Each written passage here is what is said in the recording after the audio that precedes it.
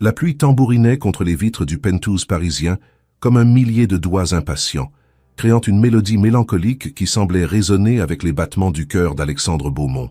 Debout devant la baie vitrée qui dominait la tour Eiffel illuminée, il tenait dans sa main tremblante une photographie jaunie par le temps, une relique d'une époque où son sourire était authentique et non pas ce masque professionnel qu'il arborait désormais dans les conseils d'administration et les galas de charité. Sur cette photo, une femme aux yeux noisettes et au sourire radieux se tenait à ses côtés, leurs doigts entrelacés, leur regard empli d'une promesse d'éternité qui s'était brisée comme du verre 5 ans auparavant. Amélie. Son nom résonnait encore dans son esprit comme une prière inachevée, un regret qui le hantait chaque nuit malgré les milliards qui s'accumulaient sur ses comptes bancaires et les couvertures de magazines financiers qui proclamaient son génie entrepreneurial. Alexandre ferma les yeux, laissant les souvenirs déferler sur lui comme une vague implacable. Il se revoyait jeune homme ambitieux, fraîchement diplômé de HEC Paris, les poches vides mais le cœur plein de rêves, rencontrant Amélie dans ce petit café du Marais où elle travaillait comme serveuse pour financer ses études d'art. Elle avait renversé du café sur sa chemise blanche, s'était confondue en excuses avec ce charmant accent du sud de la France, et il était tombé amoureux instantanément, non pas de sa beauté évidente, mais de la lumière qui brillait dans ses yeux, cette étincelle de créativité et de passion qui semblait illuminer même les coins les plus sombres de son âme pragmatique. Ils s'étaient mariés 2 ans plus tard dans une petite église de Provence, entourés de leurs proches, sans faste ni extravagance, juste 2 âmes qui croyaient sincèrement que leur amour suffirait à surmonter n'importe quel obstacle, comme ils avaient été naïfs. Les premières années avaient été magiques malgré les difficultés financières. Amélie peignait dans leur minuscule appartement du 18e arrondissement, pendant qu'Alexandre travaillait jour et nuit sur sa start-up technologique, survivant grâce aux pâtes et aux rêves partagés. Ils riaient ensemble, dansaient pieds nus dans leur salon exigu, faisaient l'amour avec la passion des jeunes amoureux qui croient que le monde leur appartient. Puis la start-up avait décollé. Les investisseurs s'étaient bousculés, les contrats s'étaient multipliés. Et en 5 ans, Alexandre était devenu l'un des entrepreneurs les plus prospères de France. Son application révolutionnaire de gestion financière, utilisée par des millions de personnes à travers l'Europe. Mais le succès avait eu un prix terrible. Les nuits blanches au bureau avaient remplacé les soirées à la maison. Les voyages d'affaires avaient pris le pas sur les week-ends romantiques. Et lentement, imperceptiblement, le fossé entre eux s'était creusé jusqu'à devenir un gouffre infranchissable. Si vous appréciez cette histoire captivante, n'oubliez pas de laisser un like et de vous abonner à notre chaîne pour ne manquer aucune de nos histoires passionnantes. Et dites-nous en commentaire, pensez-vous qu'Alexandre a fait le bon choix en privilégiant sa carrière? Amélie avait essayé de lui parler, de lui faire comprendre qu'elle se sentait seule, abandonnée, qu'elle avait besoin de lui et non de ses cadeaux extravagants ou de ses promesses creuses de ralentir bientôt. Mais Alexandre, aveuglé par son ambition et convaincu que tout ce qu'il faisait était pour leur avenir commun, n'avait pas vraiment écouté.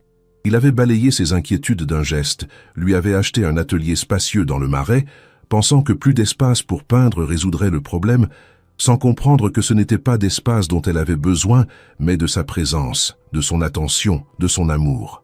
Le jour où elle lui avait annoncé qu'elle le quittait, il était en réunion avec des investisseurs japonais, négociant un contrat de plusieurs millions d'euros. Elle lui avait envoyé un message simple qui avait fait voler son monde en éclats. « Je ne peux plus vivre dans l'ombre de tes ambitions. Je pars. Adieu, Alexandre. » Il avait quitté la réunion en courant, laissant les investisseurs stupéfaits. Mais quand il était arrivé à leur appartement du 16e arrondissement, où ils avaient emménagé après le succès de l'entreprise, elle était déjà partie, ne laissant qu'une lettre et son alliance posée sur la table de la cuisine. La lettre était restée dans le tiroir de son bureau pendant 5 ans, lue et relue jusqu'à ce que les mots soient gravés dans sa mémoire. Elle y expliquait qu'elle l'aimait toujours, mais qu'elle avait perdu l'homme qu'elle avait épousé quelque part entre les conseils d'administration et les conférences de presse, que l'Alexandre ambitieux et travailleur qu'elle avait rencontré s'était transformé en un étranger froid et distant qui ne voyait le monde qu'en termes de profits et de pertes. Elle avait écrit qu'elle espérait qu'un jour il comprendrait que le vrai succès n'était pas mesuré en milliards d'euros, mais en moments partagés, en rires échangés, en mains tenues dans l'obscurité. Ces mots l'avaient hanté chaque jour depuis leur séparation, résonnant dans son esprit pendant les réunions importantes, les négociations cruciales, les célébrations de ses succès professionnels. Il avait essayé de l'oublier, s'était jeté encore plus dans le travail, avait fréquenté d'autres femmes sans jamais réussir à combler le vide qu'Amélie avait laissé derrière elle. Puis, il y a 3 semaines, il était tombé malade.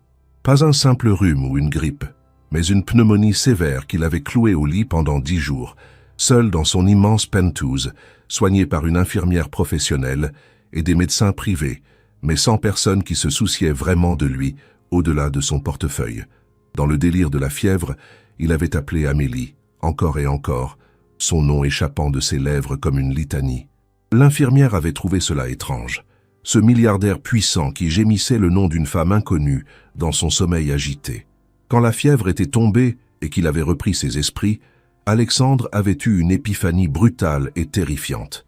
Il avait construit un empire mais perdu son royaume, accumulé des richesses incalculables, mais dilapidé le seul trésor qui comptait vraiment. Il s'était regardé dans le miroir et avait vu un homme de 38 ans avec des tempes grisonnantes, des rides de stress autour des yeux et un regard vide qui ne reflétait plus rien d'autre que l'ambition et la solitude. C'est à ce moment-là qu'il avait pris la décision qui l'amenait aujourd'hui, 5 ans après leur divorce, à se tenir devant l'immeuble modeste du 11e arrondissement où Amélie vivait désormais. Il avait engagé un détective privé pour la retrouver, non pas pour l'espionner ou l'envahir, mais simplement pour savoir si elle allait bien, si elle était heureuse, si elle avait refait sa vie. Le rapport était posé sur le siège passager de sa Mercedes, un dossier sobre qui contenait des informations qui avaient à la fois brisé et réchauffé son cœur. Amélie vivait dans un 2 pièces au 4e étage sans ascenseur, travaillait comme professeur d'art dans un lycée du quartier et vendait occasionnellement ses peintures dans une petite galerie de Belleville. Elle n'était pas riche, loin de là, mais selon le détective, elle semblait sereine, souvent vue souriant aux enfants du quartier, promenant dans le parc voisin, vivant une vie simple mais apparemment satisfaisante. Pas de nouvel homme dans sa vie, pas de fiançailles, pas de remariage. Cette information avait rempli Alexandre d'un espoir qu'il savait peut-être insensé, mais qu'il ne pouvait réprimer. La pluie avait cessé maintenant, laissant les trottoirs brillants sous les lampadaires. Alexandre sortit de sa voiture, son costume Armani détonnant dans ce quartier populaire où les gens portaient des jeans et des sweats. Il tenait dans ses mains un petit paquet enveloppé de papier craft simple, pas de ruban doré ni de fioritures, juste un objet enveloppé avec soin. Son cœur battait si fort qu'il craignait qu'il n'explose dans sa poitrine. Que lui dirait-il? Comment justifierait-il ces 5 années de silence? Que pouvait-il espérer? Le pardon? Une seconde chance? Ou simplement la possibilité de s'excuser, de lui dire qu'elle avait eu raison sur tout, qu'il avait été un imbécile aveuglé par l'ambition, qu'il donnerait tous ses milliards pour revivre une seule journée de leur vie d'avant. Il monta les escaliers lentement, chaque marche lui rappelant leur premier appartement, comme leurs jambes leur faisaient mal après avoir grimpé 6 étages, comme il riait de leur essoufflement. Au 4e étage, il se retrouva devant une porte bleue délavée, avec un petit pot de géranium sur le palier. Il pouvait entendre de la musique classique à l'intérieur, du Debussy si ses souvenirs étaient bons, la musique préférée d'Amélie pour peindre. Sa main se leva pour frapper, mais resta suspendue dans l'air, tremblante. Et si elle refusait de le voir? Et si elle avait tourné la page et que sa présence rouvrait des blessures cicatrisées? Et si elle le détestait pour ce qu'il lui avait fait subir? Mais il ne pouvait plus reculer. 5 ans de regrets, de nuits blanches, de succès vides l'avaient amené à ce moment. Il frappa 3 coups, doux mais distincts. La musique s'arrêta. Des pas s'approchèrent. Alexandre retint son souffle, sentant son avenir entier se jouer derrière cette porte délavée. La poignée tourna. La porte s'ouvrit. Et là, devant lui, se tenait Amélie. Elle portait un vieux t-shirt taché de peinture et un jean déchiré, ses cheveux châtains relevés en un chignon négligé, quelques mèches rebelles encadrant son visage. Elle n'avait pas beaucoup changé. Peut-être quelques fines rides au coin des yeux, une certaine gravité dans son regard qui n'y était pas avant, mais elle était toujours aussi belle, peut-être même plus belle que dans ses souvenirs. Ses yeux noisettes s'écarquillèrent en le reconnaissant, passant par une succession d'émotions si rapides qu'Alexandre ne put toutes les identifier. Surprise, incrédulité, confusion et quelque chose d'autre, quelque chose qui ressemblait presque à de la douleur. Alexandre, sa voix était rauque, presque un murmure, comme si elle n'arrivait pas à croire qu'il était réellement là. « Qu'est-ce que tu fais ici ?» Il ouvrit la bouche pour répondre, mais aucun son ne sortit. Tous les discours qu'il avait répétés pendant le trajet, toutes les phrases soigneusement construites, s'évaporèrent. Il se tenait là, l'homme le plus puissant de France selon Forbes, incapable de prononcer un seul mot devant la seule personne dont l'opinion comptait vraiment. « Je te... » commença-t-il enfin, sa voix se brisant. « Je suis venu te voir. J'ai besoin de te parler. S'il te plaît, Amélie. Juste quelques minutes. » Elle le regarda longuement, son visage impénétrable, et Alexandre sentit son cœur se serrer. Elle allait refuser, fermer la porte, le renvoyer à sa vie vide et solitaire. Mais au lieu de cela, après ce qui sembla une éternité, elle soupira et recula, ouvrant la porte plus largement. « Entre » dit-elle simplement, et ces 2 syllabes sonnèrent comme un miracle à ses oreilles. L'appartement était petit, mais lumineux, avec de grandes fenêtres donnant sur les toits de Paris. Des toiles étaient empilées contre les murs, certaines terminées, d'autres en cours. L'odeur familière de la peinture à l'huile et de la térébenthine flottait dans l'air, ramenant Alexandre des années en arrière.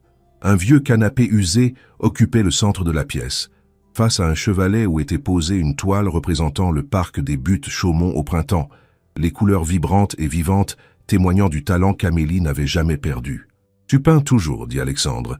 Une déclaration évidente, mais il ne savait pas quoi dire d'autre. « C'est ce qui me maintient en vie, répondit-elle en croisant les bras, une posture défensive qu'il reconnut immédiatement. « Tu n'es pas venu ici après 5 ans pour parler de ma peinture, Alexandre. Qu'est-ce que tu veux ?» Il posa le paquet sur la petite table basse entre eux, ses mains tremblant légèrement. « Je voulais te revoir, te dire que j'ai eu tort. Surtout. » Amélie rit un son amer et sans joie. « Tu as mis 5 ans à t'en rendre compte ? 5 ans, Alexandre. 5 ans pendant lesquels tu n'as pas essayé de me contacter. Pas un message, pas un appel, rien. Et maintenant tu débarques comme si de rien n'était avec... Quoi ? Des excuses ? Un cadeau ? Tu crois vraiment que c'est suffisant ? Non, répondit-il honnêtement, sa voix basse. Je ne crois pas que ce soit suffisant. Je ne suis même pas sûr que quoi que ce soit puisse être suffisant. Mais je devais essayer. J'ai été malade récemment et dans le délire de la fièvre, j'ai réalisé quelque chose de terrible. J'ai tout, Amélie. Tout ce qu'un homme pourrait désirer matériellement. Mais je n'ai rien de ce qui compte vraiment. Je suis seul, complètement seul, et je me suis rendu compte que je l'ai été depuis le jour où tu es parti. Tu étais déjà seul bien avant que je parte, répliqua-t-elle, ses yeux brillants de larmes contenues. Tu m'avais laissé seul longtemps avant que je franchisse cette porte. Tu as choisi ton entreprise, ton argent, ton succès. Tu as fait ton choix, Alexandre, et je devais vivre avec les conséquences de ton choix, même si ce n'était pas le mien. Je sais, admit-il, sentant sa propre gorge se serrer. Je sais que j'ai tout gâché. J'étais tellement obsédé par la construction de quelque chose de grand, par la preuve que je pouvais réussir, que je n'ai pas vu que j'étais en train de détruire la seule chose qui avait vraiment de la valeur. Toi, nous. Amélie se détourna, essuyant ses yeux du revers de la main. Pourquoi maintenant, Alexandre? Pourquoi après tout ce temps?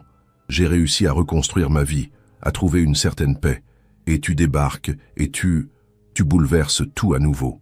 Parce que je ne peux plus vivre avec ce poids, avoua-t-il. Chaque succès que j'obtiens est creux.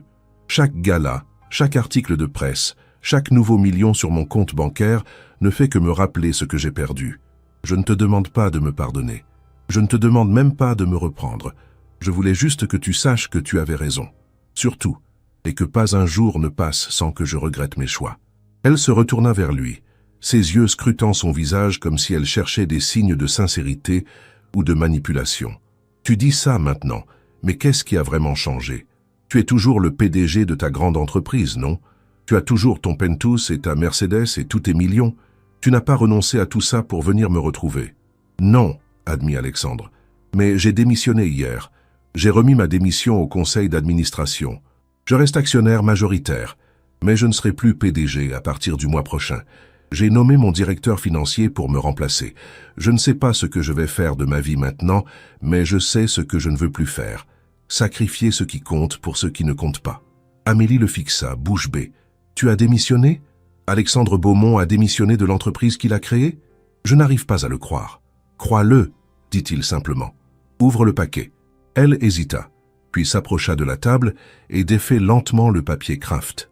À l'intérieur se trouvait un petit carnet de croquis usés, celui-là même qu'elle avait laissé derrière elle lors de leur séparation, rempli de dessins de leur vie commune, des croquis de leur premier appartement, des portraits d'Alexandre endormi sur le canapé, des scènes de leur pique-nique dans les parcs parisiens, des études de leurs mains entrelacées. Amélie porta une main à sa bouche, ses yeux se remplissant de larmes. « Tu l'as gardé », murmura-t-elle. « Pendant tout ce temps, tu l'as gardé. C'était tout ce qui me restait de nous », expliqua Alexandre, sa propre voix tremblante. « Je le regardais les nuits où je ne pouvais pas dormir, me rappelant qui j'étais avant de devenir cet homme que je déteste. Il y a quelque chose d'autre dans le paquet. » Amélie souleva le carnet et découvrit en dessous une enveloppe. Elle l'ouvrit avec des doigts tremblants et en sortit un document officiel. Ses yeux parcoururent rapidement le texte, puis se levèrent vers Alexandre avec incrédulité. « C'est l'acte de propriété de la galerie Montmartre, la grande galerie d'art près du Sacré-Cœur. Elle est à toi, » dit Alexandre. « Je l'ai achetée il y a 2 ans quand j'ai appris qu'elle était en vente. Je pensais peut-être qu'un jour, j'aurais le courage de venir te la donner. Tu peux y exposer tes œuvres, ou celles d'autres artistes, ou la vendre si tu préfères. C'est ton choix. Aucune condition attachée. Même si tu ne veux plus jamais me voir, elle est à toi. » Amélie laissa tomber le document sur la table, comme s'il lui brûlait les mains. « Je ne peux pas accepter ça, c'est trop. C'est... Alexandre, tu ne peux pas racheter 5 ans avec une galerie d'art, aussi magnifique soit-elle. Je ne cherche pas à racheter quoi que ce soit, assura-t-il.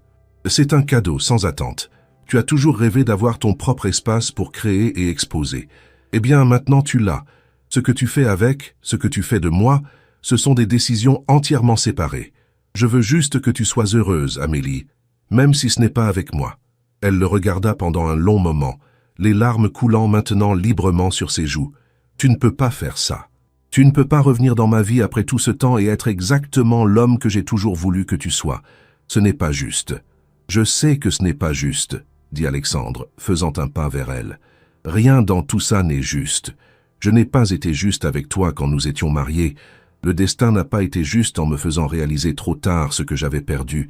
Mais je suis là maintenant, Amélie. Je suis là, vraiment là. Pas à moitié distrait par un appel téléphonique ou une réunion. Je suis complètement présent pour la première fois depuis des années. Et je veux juste une chance de te montrer que les gens peuvent changer. Les gens changent rarement, murmura-t-elle, mais sa voix manquait de conviction. Alors laisse-moi être l'exception, plaida-t-il. Je ne te demande pas de me faire confiance tout de suite. Je ne te demande même pas de me laisser revenir dans ta vie. Laisse-moi juste te prouver que je suis différent maintenant. Laisse-moi être ton ami au moins. Si après quelques mois tu décides que je suis toujours la même personne, je disparaîtrai de ta vie pour toujours. Mais donne-moi cette chance, s'il te plaît. » Amélie s'assit sur le canapé, tenant le carnet de croquis contre sa poitrine comme un bouclier. Alexandre resta debout, n'osant pas s'asseoir sans y être invité, attendant son verdict avec un cœur battant. Les minutes s'écoulèrent dans un silence pesant, seulement rompu par le bruit lointain de la circulation en bas dans la rue. « Tu te souviens du jour où nous nous sommes rencontrés ?»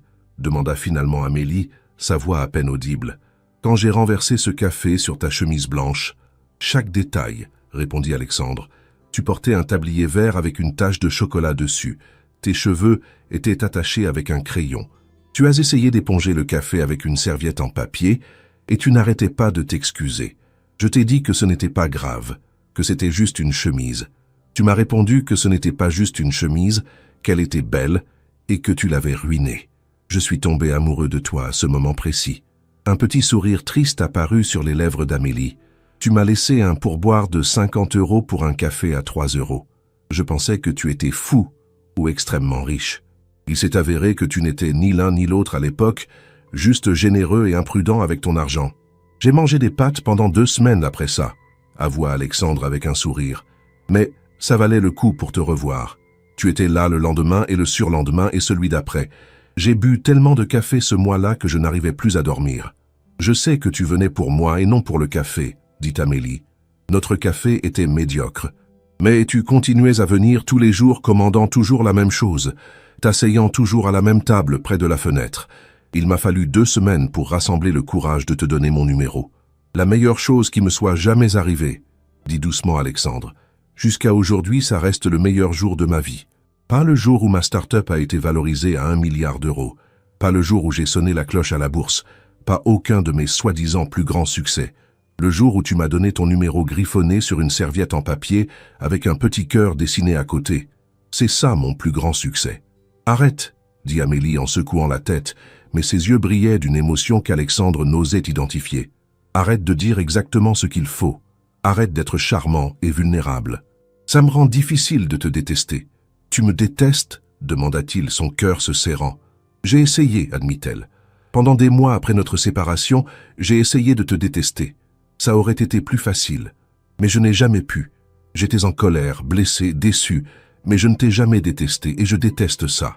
Je déteste que même après tout ce qui s'est passé, une partie de moi soit heureuse de te voir debout dans mon salon. Alors donne-nous une chance, supplia Alexandre. Pas comme avant. On ne peut pas revenir en arrière, mais peut-être qu'on peut aller de l'avant différemment cette fois, lentement, sans pression. Juste deux personnes qui apprennent à se connaître à nouveau. Amélie resta silencieuse pendant un long moment, ses doigts traçant les contours du carnet de croquis. Puis elle leva les yeux vers lui et dit quelque chose qu'Alexandre n'aurait jamais osé espérer entendre. « D'accord, mais j'ai des conditions. » Le cœur d'Alexandre bondit dans sa poitrine. « N'importe lesquelles. Dis-moi ce que tu veux. » Premièrement, commença Amélie en levant un doigt, on prend les choses lentement. Pas de grandes déclarations, pas de gestes extravagants. Je veux apprendre à connaître l'homme que tu prétends être devenu, pas être ébloui par le milliardaire et ses cadeaux. Compris? Acquiesça Alexandre immédiatement. Quoi d'autre? Deuxièmement, elle leva un deuxième doigt. Tu dois me prouver que tu as vraiment changé, pas avec des mots ou des cadeaux, mais avec tes actions. Si je vois le moindre signe du vieil Alexandre obsédé par le travail, c'est terminé. Pas de deuxième chance après cette deuxième chance. Je te le promets, dit-il solennellement. Je ne suis plus cet homme. Je refuse de le redevenir. Troisièmement, elle leva un troisième doigt. Nous commençons comme amis. Pas d'attente romantique, pas de pression. Si quelque chose se développe naturellement, tant mieux. Mais je ne veux pas sentir que tu essaies de me reconquérir à chaque interaction. Des amis, répéta Alexandre. Et même si une partie de lui voulait plus immédiatement, il savait qu'elle avait raison. Je peux faire ça, je serai le meilleur ami que tu aies jamais eu. Et enfin, dit Amélie, sa voix se durcissant légèrement, si à un moment quelconque je décide que ça ne marche pas, tu respectes ma décision et tu t'en vas. Pas de harcèlement, pas de tentative pour me faire changer d'avis avec de grands gestes. Tu pars et tu me laisses tranquille. Peux-tu me promettre ça? Alexandre déglutit difficilement.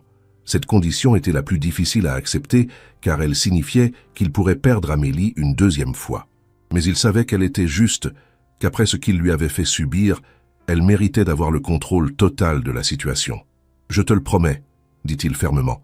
Si tu me demandes de partir, je partirai et je ne reviendrai jamais.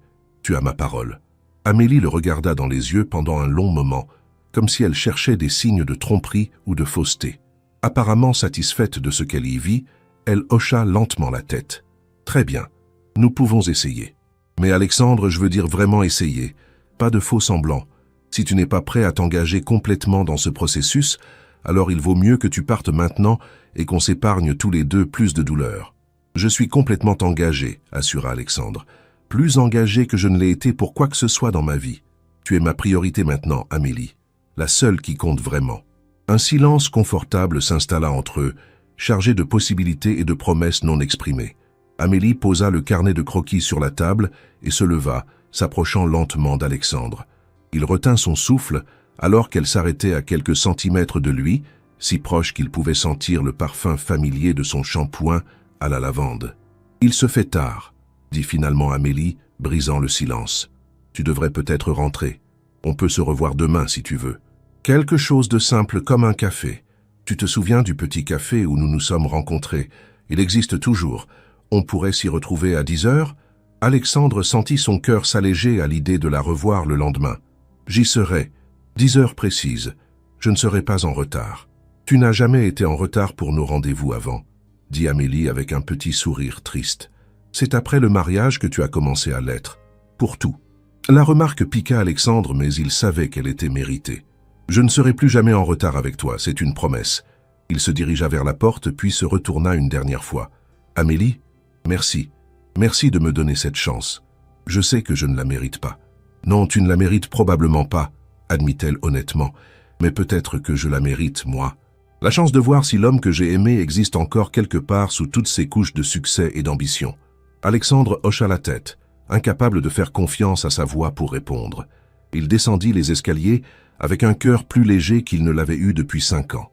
Quand il atteignit sa voiture et se retourna pour regarder les fenêtres de l'appartement d'Amélie, il la vit debout près de la fenêtre, le regardant partir. Leurs yeux se rencontrèrent brièvement, et elle leva une main dans un petit geste d'au revoir. Il lui rendit son salut, monta dans sa voiture et démarra, un sourire authentique illuminant son visage pour la première fois depuis aussi longtemps qu'il s'en souvenait.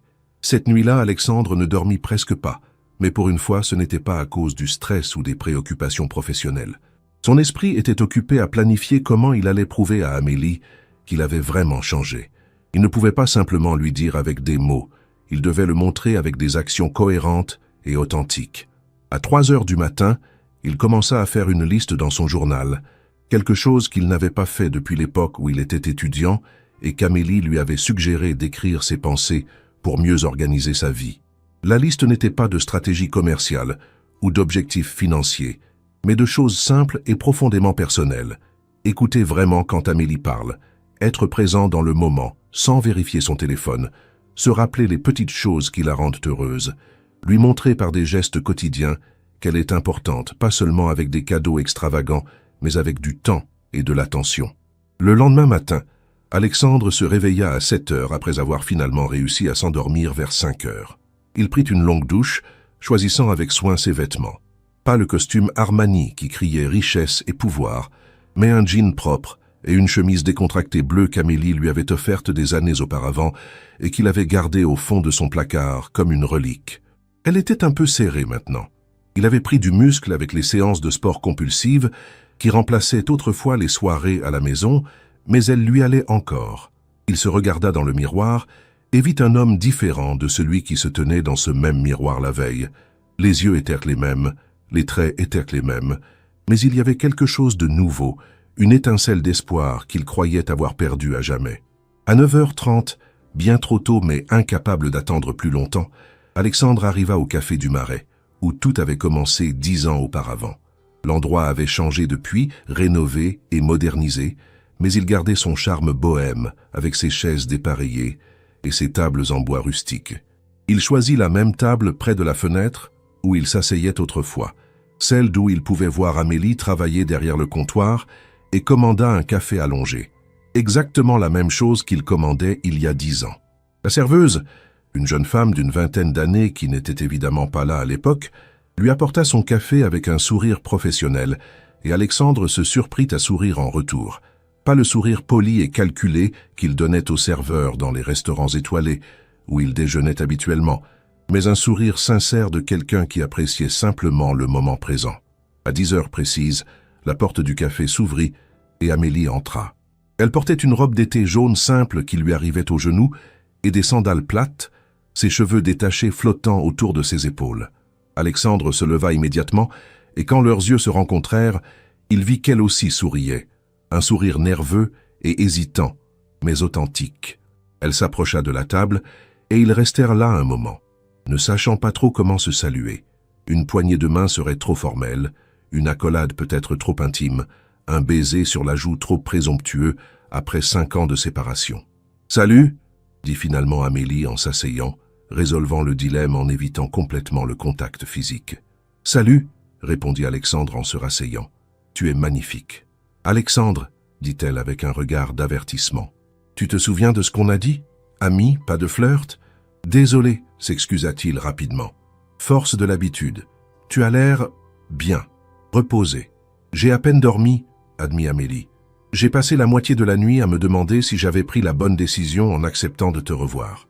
L'autre moitié à regarder le carnet de croquis et à me souvenir de tout ce que nous avons vécu ensemble. Moi non plus, je n'ai pas beaucoup dormi, dit Alexandre. Mais pour moi, c'était de l'excitation, de l'espoir, des sentiments que je n'avais pas ressentis depuis très longtemps. La serveuse vint prendre la commande d'Amélie. Un thé vert avec du miel, exactement ce qu'elle commandait toujours. Alexandre sourit en constatant que certaines choses ne changeaient jamais. Quand la serveuse s'éloigna, un silence confortable s'installa entre eux. Pas le silence tendu et inconfortable de la veille, mais quelque chose de plus doux, chargé de possibilités. « Alors, commença Amélie en remuant son thé, parle-moi de ta vie.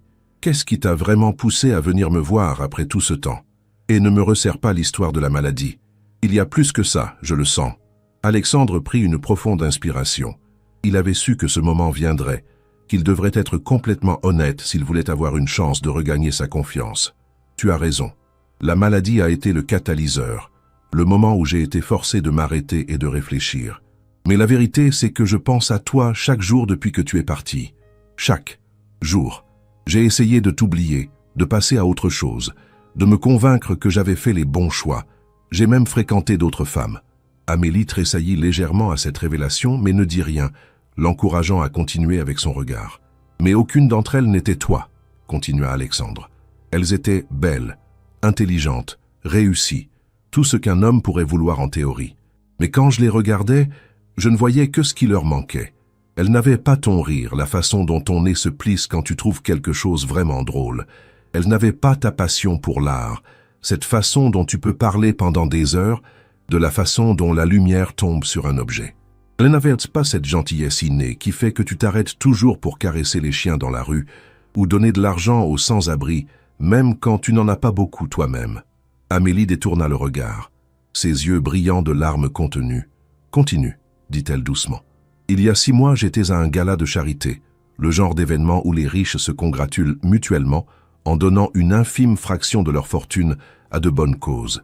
J'étais assis à la table principale avec d'autres PDG, des politiciens, des célébrités. Tout le monde riait et buvait du champagne à 300 € la bouteille, et au milieu de tout ça, je me suis senti complètement vide. J'ai regardé autour de moi et j'ai réalisé que je ne connaissais vraiment aucune de ces personnes. Ils connaissaient Alexandre Beaumont, le milliardaire. Ils voulaient quelque chose de moi, mon argent, mes contacts, mon influence. Mais personne ne me connaissait vraiment, moi. La personne que j'étais avant tout ça. Il s'arrêta pour prendre une gorgée de café, sa gorge serrée par l'émotion. Je me suis souvenu d'un soir, peu après notre mariage, où nous avions organisé un dîner dans notre petit appartement. Tu te rappelles? Tu avais invité 3 de tes amis artistes et j'avais invité 2 de mes collègues de la start-up. Nous avions cuisiné ensemble des pâtes carbonara, probablement la seule chose que nous savions cuisiner décemment à l'époque. Il n'y avait pas assez de chaises, donc certains s'étaient assis par terre. Le vin était bon marché et la nourriture était simple, mais nous avions passé des heures à rire, à débattre sur tout et rien, à partager nos rêves et nos peurs. C'était un des soirs les plus heureux de ma vie. Je me souviens, dit Amélie doucement, un sourire nostalgique sur ses lèvres. Marie avait renversé du vin rouge sur ton jean préféré et tu avais ri au lieu de te fâcher. Elle était tellement embarrassée, mais tu lui avais dit que ça ajoutait du caractère. J'étais tombée amoureuse de toi un peu plus à ce moment-là. Assis à ce gala entouré de millionnaires et de gens importants, j'aurais tout donné pour revivre ce soir-là, admit Alexandre. Tout l'argent, tout le succès, tous les trophées et les récompenses sur mon mur. Je les aurais tous échangés contre une soirée de plus comme celle-là, avec de vrais amis, de vraies conversations, et toi à mes côtés. Pourquoi n'as-tu rien fait alors? Demanda Amélie, sa voix teintée de frustration. Si tu te sentais comme ça il y a 6 mois, pourquoi as-tu attendu jusqu'à maintenant? La peur, avoua Alexandre simplement. J'avais peur que tu aies tourné la page, que tu sois heureuse sans moi, que ma réapparition ne fasse que rouvrir des blessures cicatrisées. J'avais peur que tu me détestes, que tu refuses de me voir, que tu me ris au nez. J'avais peur de découvrir que j'avais vraiment et irrémédiablement tout gâché. Alors je me suis contenté de vivre avec mes regrets, me disant que c'était la punition que je méritais pour mes erreurs. « Et qu'est-ce qui a changé ?» demanda Amélie. « Qu'est-ce qui t'a finalement donné le courage de venir ? La pneumonie m'a fait réaliser que la vie est courte et imprévisible, » expliqua Alexandre. « J'ai failli mourir, Amélie. Les médecins ne me l'ont dit qu'après. Mais pendant 2 jours, ils n'étaient pas sûrs que je survive. Et tout ce temps, dans ma fièvre et mon délire, je ne pensais qu'à toi. Pas à mon entreprise, pas à mon argent, pas à ma réputation ou mon héritage. Juste à toi. Au fait que je ne t'avais jamais vraiment dit combien je regrettais, combien je t'aimais toujours, combien j'avais été stupide. Quand je me suis rétabli, j'ai compris que je ne pouvais plus vivre avec ces regrets non exprimés. Même si tu me rejetais, même si tu me claquais la porte au nez, au moins j'aurais essayé. Au moins tu saurais la vérité. » Amélie resta silencieuse pendant un long moment, ses doigts traçant le bord de sa tasse de thé. Une larme coula sur sa joue qu'elle essuya rapidement. « Tu sais ce qui m'a fait le plus mal quand tu es devenu obsédé par ton travail ?» demanda-t-elle finalement. Ça n'était pas l'argent ou le manque d'argent. Ce n'était pas les soirées que tu manquais, ou les dîners où tu arrivais en retard. C'était le fait que quand tu étais là physiquement, tu n'étais pas vraiment là. Ton corps était présent, mais ton esprit était ailleurs, à penser à ton prochain gros contrat ou ton prochain investisseur, ou ton prochain je ne sais quoi. Je pouvais te parler pendant 10 minutes et tu hochais la tête et disais oui ou non au bon moment, mais je savais que tu n'écoutais pas vraiment. Je me sentais invisible dans mon propre mariage. Alexandre sentit son cœur se briser en entendant la douleur dans sa voix. Je suis tellement désolé. J'étais tellement concentré sur la construction d'un avenir pour nous que je ne vivais pas le présent avec toi. Je pensais que si je réussissais, si je devenais riche et puissant, ça te rendrait heureuse. Je n'ai jamais compris que tout ce dont tu avais besoin, c'était de moi, de ma présence, de mon attention, de mon amour non divisé. J'aurais vécu dans ce minuscule appartement pour le reste de ma vie, si ça signifiait t'avoir vraiment, dit Amélie, sa voix se brisant. J'aurais mangé des pâtes tous les soirs et porté les mêmes vêtements pendant des années. Rien de tout ça n'avait d'importance pour moi. Tout ce qui comptait, c'était nous. Mais pour toi, ce n'était pas suffisant. Tu voulais prouver quelque chose au monde, à ton père qui ne croyait pas en toi, à tous ceux qui avaient douté de toi. Et dans ta quête pour prouver ta valeur à tout le monde, tu as oublié la seule personne à qui tu avais déjà prouvé ta valeur depuis longtemps. Tu as raison, admit Alexandre. Mon père m'avait dit que je ne réussirais jamais, que je devrais suivre ses traces et devenir avocat comme lui. Chaque fois que j'obtenais un nouveau contrat ou un nouveau financement, une partie de moi pensait « Tu vois, papa, j'avais raison, tu avais tort. » Mais le problème avec la vengeance ou le besoin de prouver quelque chose, c'est que ça ne s'arrête jamais. Il y a toujours un objectif de plus à atteindre, une montagne de plus à gravir. Je n'ai jamais été satisfait de mes succès parce qu'ils n'avaient rien à voir avec ce qui me rendrait vraiment heureux. « Et maintenant ?» demanda Amélie. « Maintenant que tu as démissionné et que tu es ici avec moi, qu'est-ce qui t'empêche de retomber dans les mêmes schémas? Qu'est-ce qui me garantit que dans 6 mois ou 1 an, tu ne seras pas de retour à travailler 90 heures par semaine sur un nouveau projet ?» C'était la question clé, celle qu'Alexandre savait qu'elle poserait et pour laquelle il devait avoir une réponse honnête et convaincante. « Rien ne te le garantit, dit-il franchement. Je ne peux pas te prouver avec des mots que j'ai changés. Les mots sont faciles et je les ai utilisés pour faire des promesses que je n'ai pas tenues trop de fois dans le passé. Tout ce que je peux faire, c'est te montrer jour après jour, semaine après semaine, que je suis différent maintenant, que j'ai appris ma leçon de la façon la plus douloureuse possible. Je ne peux pas te donner de garantie, Amélie. Je peux seulement te demander de me faire confiance assez longtemps pour que je puisse te prouver que ta confiance n'est pas mal placée. » Amélie le regarda intensément, ses yeux noisettes scrutant son visage, comme si elle pouvait y lire la vérité de ses paroles. « D'accord, dit-elle finalement, mais je veux que tu comprennes quelque chose. Si tu me fais du mal à nouveau, je ne te donnerai pas une 3e chance. 2 chances, c'est déjà plus généreux que ce que la plupart des gens obtiennent. Si tu gâches ça, c'est vraiment fini entre nous. Pas de retour en arrière, pas de plaidoyer, pas de grands gestes. Fini pour toujours. Peux-tu vivre avec ça? »« Je peux, » dit Alexandre solennellement, « et je ne te décevrai pas. C'est une promesse que je compte tenir. » Ils restèrent assis dans le café pendant 2 heures, parlant de tout et de rien, les changements dans le quartier, les amis communs qu'ils avaient perdus de vue après le divorce, les projets d'Amélie pour la galerie qu'Alexandre lui avait donnée. Leur conversation était ponctuée de silences confortables et de rires occasionnels, et pour la première fois depuis très longtemps, Alexandre se sentait vraiment vivant. Il ne vérifia pas son téléphone une seule fois, ne pensa pas une seule fois au travail ou aux affaires. Il était complètement présent, absorbant chaque mot qu'Amélie prononçait, chaque expression qui traversait son visage, chaque geste de ses mains pendant qu'elle parlait.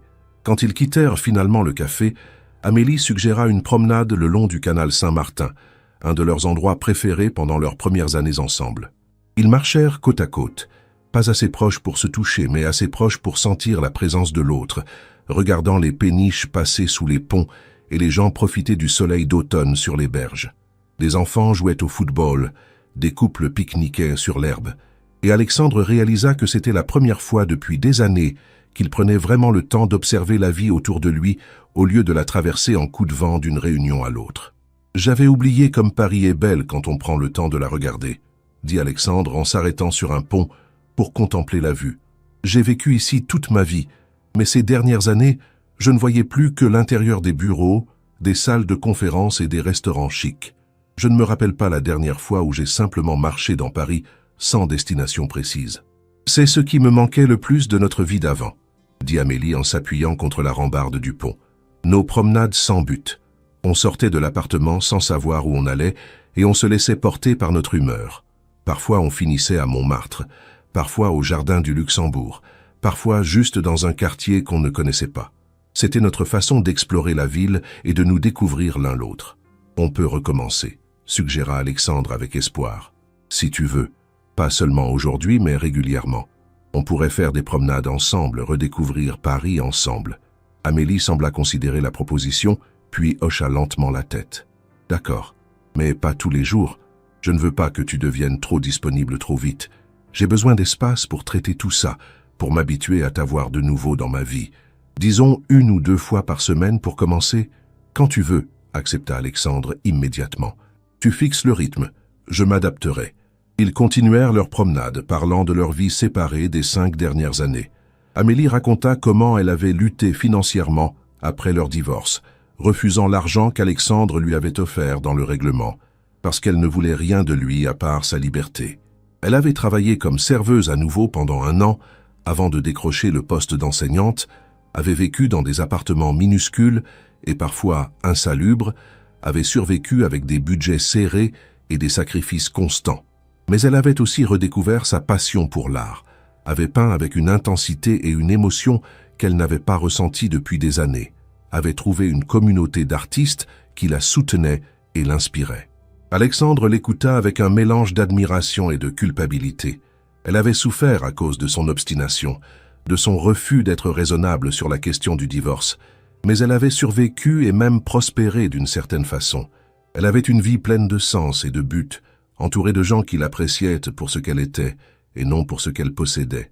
Pendant ce temps, lui avait eu tout l'argent qu'un homme pourrait désirer mais était resté fondamentalement seul et malheureux. « Tu as construit une belle vie », dit Alexandre avec sincérité. « Je suis fier de toi. Tu as pris les morceaux que j'avais aidé à briser et tu en as fait quelque chose de beau. » « Ce n'était pas facile, admit Amélie. Il y a eu des nuits où je pleurais, me demandant si j'avais fait le bon choix en partant. Où je me demandais si j'aurais dû rester et me battre plus dur pour notre mariage. Mais je savais au fond de moi que tu devais faire ce voyage seul, que tu devais atteindre le fond avant de pouvoir remonter. Je ne pouvais pas te sauver de toi-même. Tu avais raison de partir, dit Alexandre doucement. Si tu étais resté, j'aurais continué à te négliger, à te prendre pour acquise. Ton départ était le choc dont j'avais besoin. Ça a juste pris 5 ans de plus que ça n'aurait dû pour que je comprenne vraiment la leçon. Ils s'arrêtèrent devant un glacier, et Alexandre insista pour acheter des glaces, se rappelant qu'Amélie adorait la glace au citron vert. Elle sourit en voyant qu'il se souvenait de son parfum préféré et accepta le cône avec un merci timide. Ils continuèrent leur promenade en mangeant leur glace, et quelque chose dans la simplicité et la normalité du geste toucha profondément Alexandre. C'était un moment si ordinaire mais si précieux, quelque chose qu'il n'avait pas partagé avec qui que ce soit depuis leur séparation. Quand le soleil commença à descendre, projetant une lumière dorée sur les bâtiments parisiens, Amélie dit qu'elle devait rentrer pour préparer ses cours du lendemain. Alexandre proposa de la raccompagner, mais elle refusa gentiment, disant qu'elle préférait prendre le métro seule, qu'elle avait besoin d'un peu de temps pour réfléchir à tout ce qui s'était passé aujourd'hui. Alexandre respecta sa décision, même si une partie de lui voulait prolonger leur temps ensemble indéfiniment. « On peut se revoir jeudi ?» demanda-t-il avec espoir. « Je pourrais passer après tes cours et on pourrait dîner ensemble. Rien de fancy, juste un restaurant de quartier tranquille. » Amélie réfléchit un moment, puis hocha la tête. « D'accord, mais je choisis le restaurant et on partage l'addition. Je ne veux pas que tu paies tout comme si c'était un rendez-vous romantique. On est des amis qui dînent ensemble, tu te rappelles ? Des amis qui partagent l'addition. » Acquiesça Alexandre avec un sourire. « Ça me convient parfaitement. » Ils se séparèrent à l'entrée du métro avec un au revoir maladroit, et Alexandre la regarda descendre les escaliers jusqu'à ce qu'elle disparaisse de sa vue. Il resta là pendant plusieurs minutes, un sourire idiot sur le visage, ignorant les regards curieux des passants. Pour la première fois depuis 5 ans, il avait un but qui n'avait rien à voir avec l'argent ou le succès. Il avait une raison de se lever le matin qui était plus importante que n'importe quel contrat ou investissement. Les jours suivants passèrent dans un brouillard de bonheur anxieux. Alexandre passa ses journées à mettre de l'ordre dans sa vie, finalisant sa démission, organisant ses affaires personnelles et préparant mentalement sa nouvelle vie. Il vendit son penthouse du 16e arrondissement, trop grand et trop vide pour une personne seule, et acheta un appartement plus modeste dans le 11e, ironiquement, à seulement 3 rues de celui d'Amélie. Il ne le lui dit pas tout de suite, ne voulant pas qu'elle pense qu'il l'espionnait ou la harcelait, mais il aimait l'idée d'être proche d'elle, de pouvoir marcher dans les mêmes rues qu'elle marchait, de faire ses courses dans les mêmes magasins. Le jeudi soir, ils se retrouvèrent comme prévu devant le lycée où Amélie enseignait. Elle sortit entourée d'étudiants qui riaient et bavardaient avec elle, et Alexandre vit à quel point elle était aimée et respectée par ses élèves. Son cœur se gonfla de fierté en la regardant, cette femme extraordinaire qui avait choisi de donner son temps et son talent à enseigner aux jeunes plutôt que de chercher la richesse ou la célébrité. Elle l'aperçut et s'excusa auprès de ses étudiants, qui regardèrent Alexandre avec une curiosité évidente avant de partir avec des au revoir espiègles et des sourires entendus. « Désolé pour ça », dit Amélie en le rejoignant. « Mes étudiants sont un peu trop curieux pour leur propre bien. Ils vont probablement me bombarder de questions demain sur l'homme mystérieux qui m'attendait. »« Qu'est-ce que tu leur diras ?» demanda Alexandre avec curiosité. « La vérité, » dit Amélie simplement, « qu'un vieil ami est revenu dans ma vie et qu'on apprend à se reconnaître. »« Un vieil ami ?» répéta Alexandre, et même si les mots étaient techniquement corrects, ils semblaient insuffisants pour décrire ce qu'ils avaient été l'un pour l'autre. Mais il respectait les limites qu'Amélie avait établies et ne protesta pas. Le restaurant qu'Amélie avait choisi était un petit bistrot marocain dans une rue latérale tranquille, le genre d'endroit qu'Alexandre n'aurait jamais découvert par lui-même avec ses habitudes de fréquenter les restaurants étoilés. L'intérieur était chaleureux et accueillant avec des coussins colorés, des lanternes ornées et l'arôme délicieux des épices. Ils s'assirent à une petite table près de la fenêtre et commandèrent un tagine à partager, comme ils le faisaient souvent dans leur vie d'avant quand ils découvraient de nouveaux restaurants ensemble. La conversation coula naturellement, passant de sujets légers à des discussions plus profondes. Amélie parla de ses étudiants, des défis de l'enseignement dans un lycée public, des moments gratifiants quand elle voyait un étudiant découvrir son talent artistique.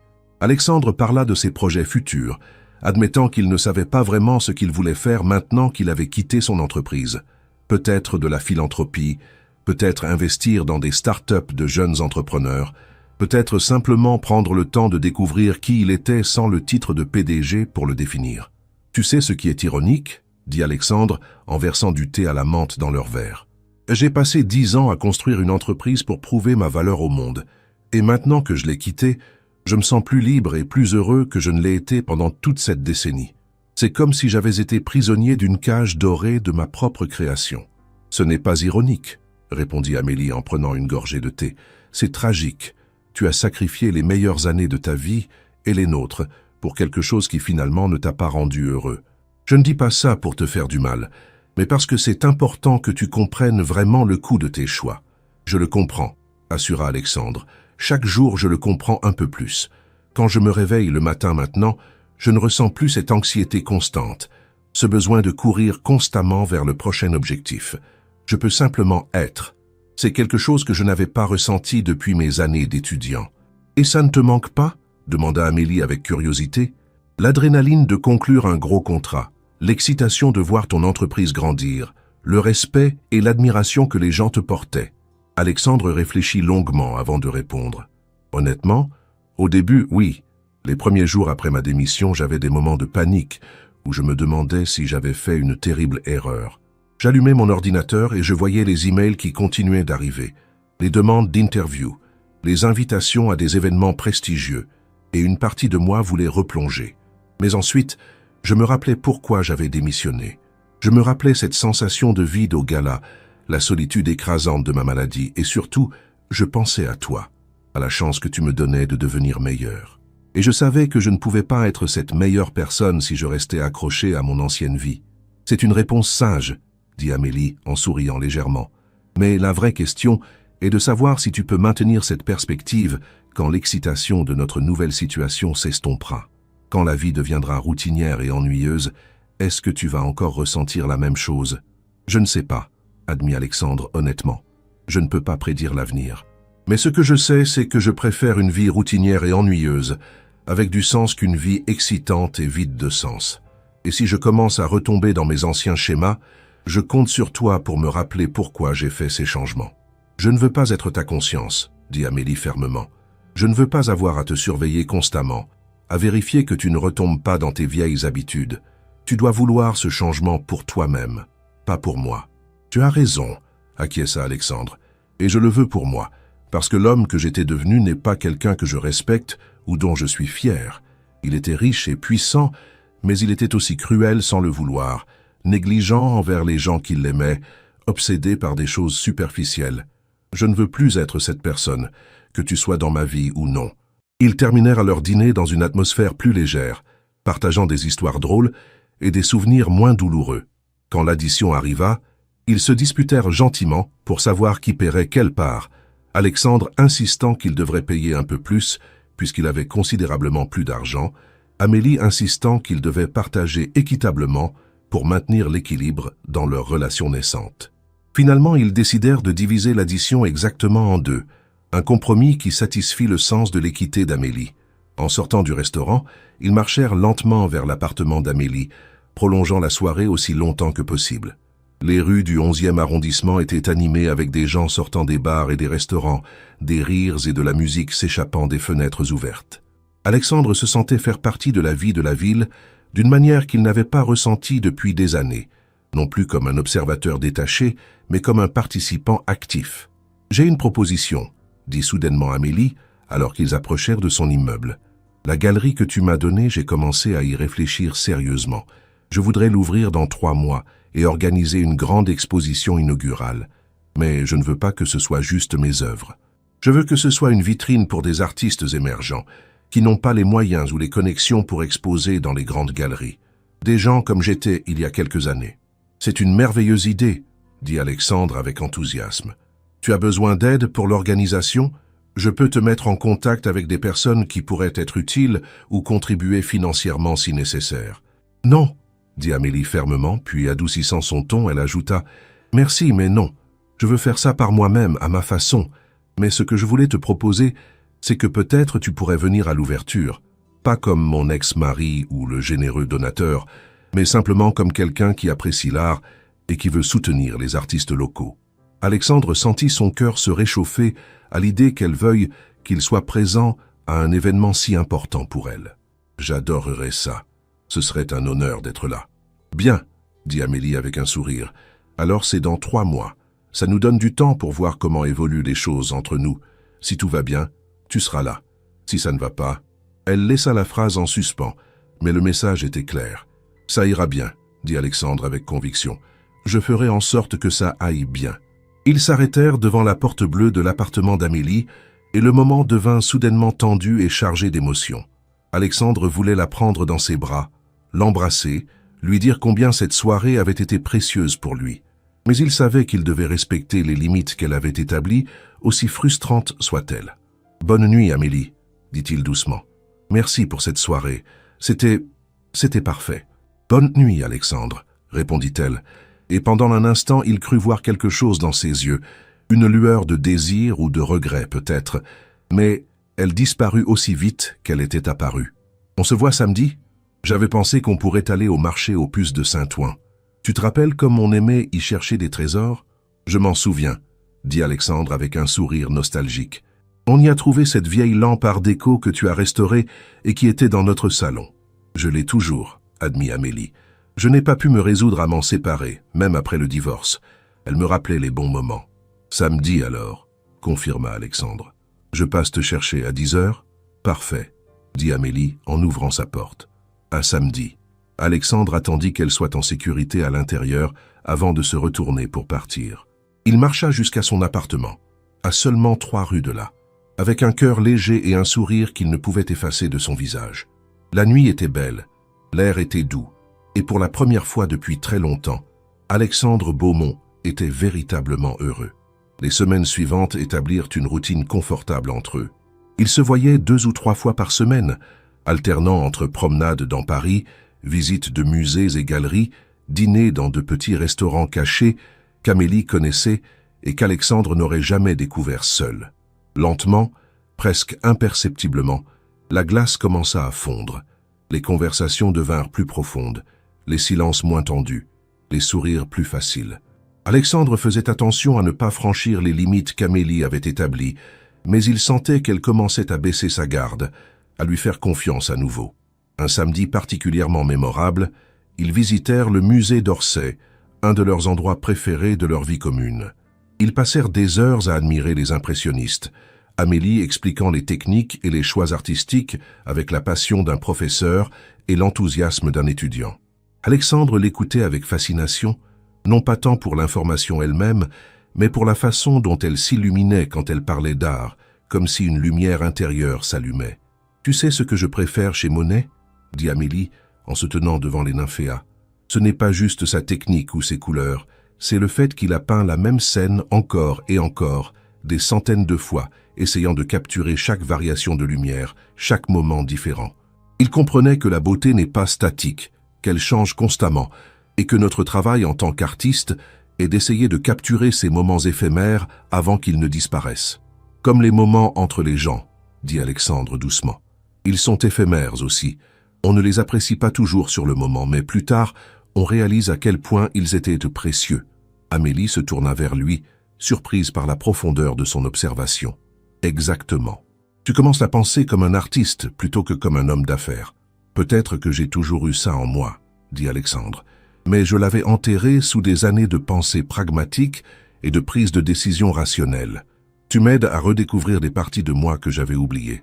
Ou peut-être que tu deviens simplement la personne que tu étais censé être, suggéra Amélie. Pas le PDG impitoyable, pas le milliardaire obsédé par le succès, mais juste Alexandre, la personne que j'ai rencontrée dans ce café il y a 10 ans. Ils s'assirent sur un banc face aux nymphéas, perdus dans la contemplation de la peinture et de leurs propres pensées. Alexandre prit un risque et tendit lentement sa main vers celle d'Amélie posée sur le banc entre eux. Il ne la prit pas, ne la toucha pas, mais laissa sa main juste à côté de la sienne, assez proche pour que leurs doigts se frôlent presque. Amélie regarda leurs mains pendant un long moment, et Alexandre retint son souffle, prêt à retirer la sienne si elle montrait le moindre signe d'inconfort. Mais au lieu de s'éloigner, Amélie bougea sa main de quelques millimètres, juste assez pour que leurs petits doigts se touchent légèrement. C'était le contact le plus minime possible, mais pour Alexandre, c'était comme si le monde entier avait changé. Ce petit geste signifiait qu'elle commençait à lui faire confiance, qu'elle était ouverte à la possibilité de quelque chose de plus qu'une simple amitié. Ils restèrent assis comme ça pendant plusieurs minutes, leurs doigts à peine en contact, regardant les nymphéas et ne disant rien parce qu'aucun mot n'était nécessaire. Autour d'eux, les touristes passaient avec leurs appareils photos et leurs guides, mais Alexandre et Amélie étaient dans leur propre bulle, un moment d'intimité parfaite, au milieu du chaos d'un musée bondé. Quand ils quittèrent finalement le musée, quelque chose avait changé entre eux. La tension s'était relâchée. L'atmosphère était plus détendue. Ils marchèrent le long de la Seine, et cette fois, quand leurs mains se frôlèrent accidentellement, Amélie ne s'écarta pas immédiatement. Le processus était lent et graduel, mais il était réel et authentique, exactement ce dont ils avaient tous les deux besoin. Les semaines devinrent des mois, et l'ouverture de la galerie d'Amélie approchait rapidement. Alexandre la voyait de plus en plus stressée par les préparatifs, s'inquiétant de chaque détail, doutant de ses décisions. Il voulait l'aider, prendre certaines responsabilités sur ses épaules, mais il savait que ce serait une erreur. Elle avait besoin de faire ça toute seule, de prouver à elle-même et au monde qu'elle pouvait créer quelque chose de significatif par ses propres moyens. Au lieu de cela, il la soutint de manière plus subtile, en l'écoutant parler de ses inquiétudes sans essayer de les résoudre pour elle, en lui rappelant de manger et de dormir quand elle était tellement absorbée par le travail qu'elle oubliait de prendre soin d'elle-même, en étant simplement présent quand elle avait besoin de quelqu'un à qui parler. Il découvrit que ce genre de soutien était plus difficile que d'écrire un chèque ou de faire des appels téléphoniques pour arranger les choses, mais aussi beaucoup plus gratifiant. Un soir, 2 semaines avant l'ouverture de la galerie, Amélie l'appela en pleine crise de panique. Un des artistes qu'elle avait prévu d'exposer s'était désisté au dernier moment, laissant un grand espace vide dans la galerie et bouleversant toute sa disposition soigneusement planifiée. Alexandre pouvait entendre la détresse dans sa voix, les larmes qu'elle essayait de retenir. « Respire », dit-il calmement. « Juste respire, ça va aller. On va trouver une solution. »« Comment ?» demanda Amélie, sa voix tremblante. « L'ouverture est dans 2 semaines. Je ne peux pas trouver un autre artiste de qualité avec si peu de préavis. Tout le monde de bon est déjà engagé ailleurs. Et si tu exposais certaines de tes propres œuvres pour remplir l'espace, suggéra Alexandre. Tu as dit que tu ne voulais pas que ce soit juste tes œuvres, mais quelques-unes en complément des autres artistes ne violeraient pas ton concept. Je ne sais pas, hésita Amélie. J'avais imaginé ça comme une vitrine pour d'autres, pas pour moi. Mais tu es une artiste aussi talentueuse que n'importe lequel de ceux que tu exposes, insista Alexandre. Et tu as des œuvres magnifiques qui méritent d'être vues. Pense-y comme un moyen de montrer ta vision tout en soutenant d'autres artistes. Tu n'as pas besoin de les mettre au premier plan, mais les utiliser pour compléter l'exposition. Amélie resta silencieuse pendant un moment, considérant la suggestion. Tu sais quoi? Tu as peut-être raison. J'ai cette série de peintures sur Paris que j'ai faite l'année dernière. Elle pourrait fonctionner. Elle ne dominerait pas l'exposition, mais elle remplirait l'espace vide. Voilà, dit Alexandre avec soulagement. Tu vois, tu avais la solution en toi tout le temps. Tu avais juste besoin de quelqu'un pour te rappeler de respirer et de réfléchir clairement. Merci, dit Amélie, sa voix plus calme maintenant. Alexandre, tu peux venir? Maintenant? Je sais qu'il est tard, mais j'ai besoin de ne pas être seul en ce moment. Le cœur d'Alexandre bondit. C'était la première fois qu'elle lui demandait explicitement d'être là pour elle, la première fois qu'elle admettait avoir besoin de lui. Je suis en route. Je serai là dans 15 minutes. Il arriva à l'appartement d'Amélie en 10 minutes, essoufflé d'avoir couru une partie du chemin. Elle ouvrit la porte avec les yeux rouges et gonflés de larmes, et sans réfléchir, Alexandre ouvrit ses bras. Pour la première fois depuis 5 ans, Amélie se précipita dans son étreinte, enfouissant son visage dans sa poitrine et laissant échapper tous les sanglots qu'elle avait retenus. Il la serra contre lui, une main caressant doucement ses cheveux, murmurant des mots réconfortants, et la laissant simplement libérer toute la tension et le stress qu'elle avait accumulés. Quand ses sanglots se calmèrent enfin, Amélie ne s'écarta pas immédiatement de son étreinte. Elle resta là, écoutant le battement régulier de son cœur, sentant la chaleur et la solidité de sa présence. « Je suis désolée, » murmura-t-elle. « Je ne voulais pas m'effondrer comme ça. »« Ne t'excuse jamais pour avoir des émotions, » dit Alexandre doucement. « Tu as travaillé si dur sur cette galerie. Il est normal d'être stressé et bouleversé quand les choses ne se passent pas comme prévu. Tu es humaine, Amélie. Tu n'as pas besoin d'être forte tout le temps. J'ai l'impression que si je ne suis pas forte, je vais m'écrouler complètement, admit-elle. J'ai tellement investi dans cette galerie, pas seulement financièrement grâce à ton cadeau, mais émotionnellement. C'est mon rêve qui prend vie. Et si j'échoue? Et si personne ne vient à l'ouverture? Et si les critiques détestent tout? Alors tu apprendras et tu feras mieux la prochaine fois, dit Alexandre. Mais tu ne vas pas échouer, Amélie. J'ai vu ton travail. J'ai vu ta passion et ton dévouement. Les gens vont venir parce qu'ils sentiront cette authenticité.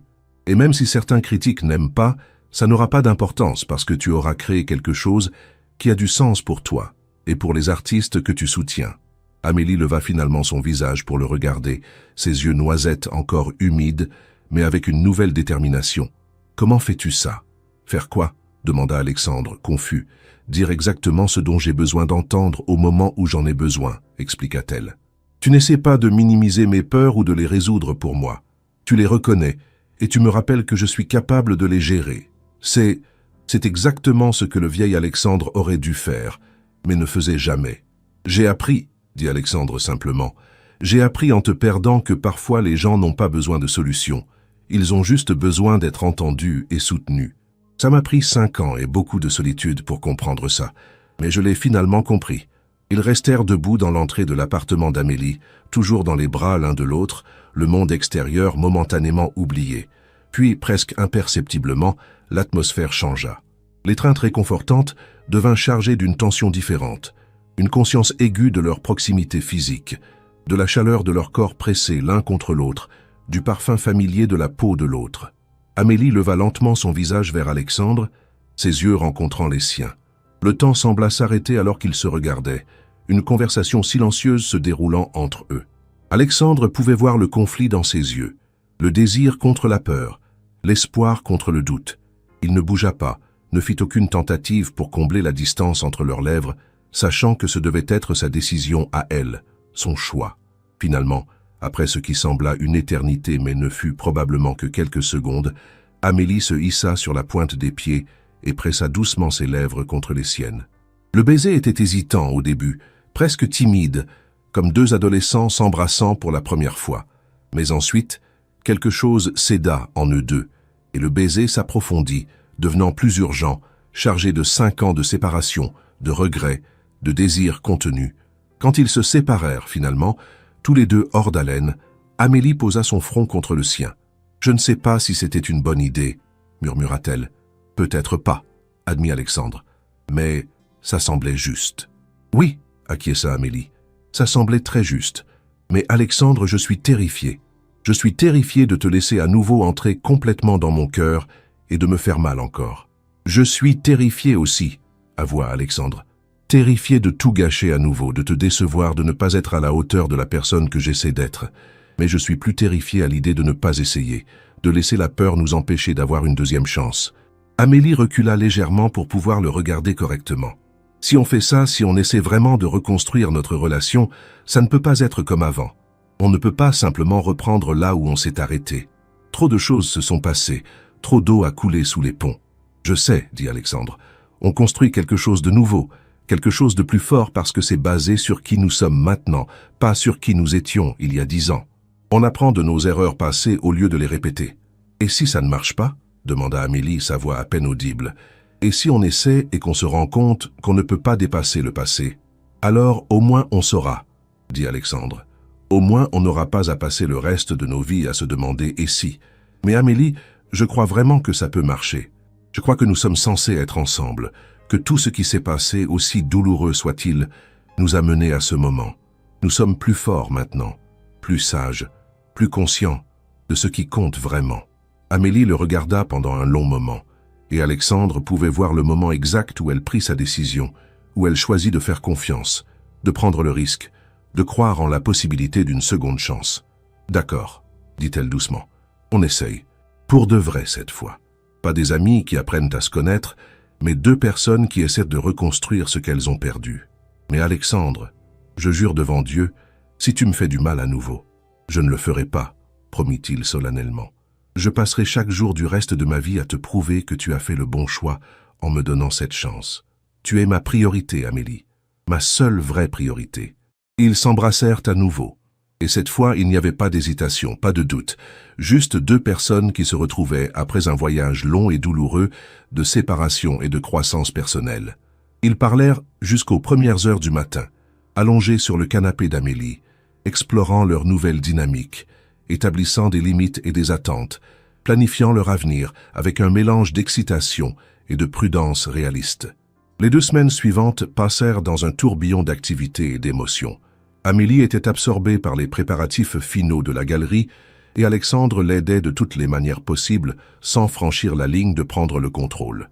Il peignait des murs, accrochait des œuvres d'art sous sa direction, gérait la logistique des rafraîchissements pour l'ouverture, tout en faisant attention à ne jamais imposer ses opinions ou ses solutions sans qu'elle les demande d'abord. Travailler ensemble leur rappela leurs premières années, quand ils étaient une équipe contre le monde, se soutenant mutuellement dans leurs rêves respectifs. Mais cette fois, c'était différent. Alexandre était pleinement présent, donnant à Amélie toute son attention, écoutant vraiment ses idées et ses préoccupations au lieu de hocher distraitement la tête en pensant au travail. Et Amélie, voyant cet engagement authentique, commença à baisser complètement ses défenses, lui permettant de voir sa vulnérabilité, ses doutes, ses espoirs. La veille de l'ouverture de la galerie, Amélie était un paquet de nerfs. Elle avait à peine dormi pendant des jours, vérifiant et revérifiant chaque détail, s'inquiétant que quelque chose aille terriblement mal. Alexandre insista pour qu'elle rentre chez elle, pour qu'elle prenne un bain chaud, qu'elle dorme quelques heures. Il promit de rester à la galerie pour s'assurer que tout était parfait pour le lendemain. « Tu me fais confiance ?» demanda-t-il quand elle hésita. « Je te fais confiance », répondit Amélie, et ces 3 mots simples signifiaient tout pour Alexandre. Après son départ, Alexandre marcha lentement dans la galerie, admirant le travail qu'Amélie avait accompli. L'espace était transformé, les murs blancs mis en valeur par un éclairage soigneusement positionné, chaque œuvre d'art présentée de manière à capturer sa beauté unique. Les peintures d'Amélie de Paris étaient regroupées dans un coin, ni trop proéminentes ni cachées, trouvant l'équilibre parfait entre fierté et humilité. Il s'arrêta devant une peinture particulière, une vue du pont des Arts au coucher du soleil, et son cœur se serra en reconnaissant l'endroit où il avait demandé Amélie en mariage il y a 9 ans. Il sortit son téléphone et prit une photo de la peinture, puis l'envoya à Amélie avec un message simple. « Tu te souviens de cet endroit, le jour le plus heureux de ma vie avant aujourd'hui. » Sa réponse arriva quelques minutes plus tard. « Comment pourrais-je oublier? Tu étais tellement nerveux que tu as failli faire tomber la bague dans la Seine. » Alexandre sourit au souvenir. Il avait été nerveux, terrifié en fait, même s'il savait qu'elle dirait oui. C'était une époque plus simple, quand l'amour semblait suffire et que l'avenir paraissait radieux et illimité. Ils avaient été si naïfs, mais aussi si authentiquement heureux. Maintenant, plus âgés et plus sages, ils avaient une chance de recréer ce bonheur avec une base plus solide de compréhension et d'engagement. Le jour de l'ouverture arriva avec un ciel parisien parfaitement bleu et ensoleillé, comme si même la météo conspirait pour que tout soit parfait. Amélie arriva à la galerie tôt le matin, accompagnée d'Alexandre qui avait passé la nuit dans son appartement, simplement pour être près d'elle et la rassurer. Ils avaient dormi enlacés sur le canapé, parlant jusqu'à ce que le sommeil les emporte finalement, et Alexandre s'était réveillé avec elle dans ses bras, sentant pour la première fois depuis 5 ans que tout était exactement à sa place dans l'univers. Maintenant, debout dans la galerie inondée de lumière matinale, Amélie regardait autour d'elle avec un mélange d'émerveillement et de terreur. « C'est vraiment en train de se passer », murmura-t-elle. « Mon rêve est vraiment en train de se réaliser. Ton rêve que tu as fait se réaliser », corrigea Alexandre en se tenant derrière elle et en posant doucement ses mains sur ses épaules. « Tu as fait tout ça, Amélie. Chaque décision, chaque choix artistique, chaque détail, c'est ton accomplissement. Mais sans ton cadeau de la galerie, commença Amélie. Sans mon cadeau, tu aurais trouvé un autre chemin, l'interrompit Alexandre fermement. Peut-être que ça aurait pris plus de temps, peut-être dans un espace plus petit, mais tu aurais trouvé un moyen parce que c'est qui tu es. Tu es une force de la nature, Amélie. Tu crées de la beauté et du sens partout où tu vas. J'ai juste eu le privilège de faciliter un peu le processus cette fois. Amélie se retourna dans ses bras et l'embrassa doucement. Merci, pour tout, pour être revenu, pour avoir changé, pour être là aujourd'hui. Il n'y a nulle part ailleurs où je voudrais être, assura Alexandre, nulle part dans le monde entier. Les heures suivantes furent un tourbillon d'activités alors que les derniers préparatifs étaient finalisés. Les artistes dont le travail était exposé commencèrent à arriver, nerveux et excités. Amélie les accueillit chaleureusement, les présentant les uns aux autres, créant une atmosphère de camaraderie et de soutien mutuel. Alexandre observa de loin, admirant sa capacité à mettre les gens à l'aise, à faire sentir à chacun qu'il était valorisé et important. C'était un don qu'elle avait toujours eu, celui de voir le meilleur chez les gens et de le refléter vers eux. À 6 heures du soir, les premières personnes commencèrent à arriver pour l'inauguration. Ce qui avait commencé comme un filet devint rapidement un flot, alors que de plus en plus de gens affluaient dans la galerie.